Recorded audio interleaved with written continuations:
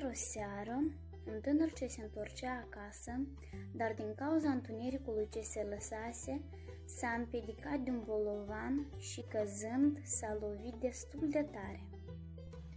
Supărat Foc a plecat mai departe, dar un gând nu-i dădea pace.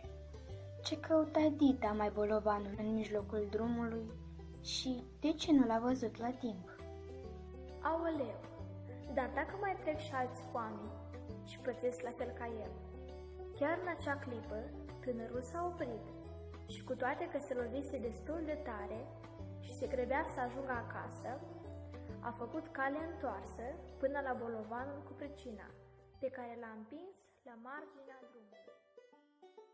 Acolo putea să stea oricât, că nimeni nu s-ar mai fi împiedicat de el.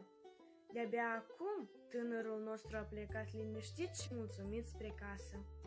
Rana pe care i-o pricinuise, căzătura îl durea parcă mai puțin acum, când știa că i-a scăpat, poate, și pe alții de la o suferință ca a lui.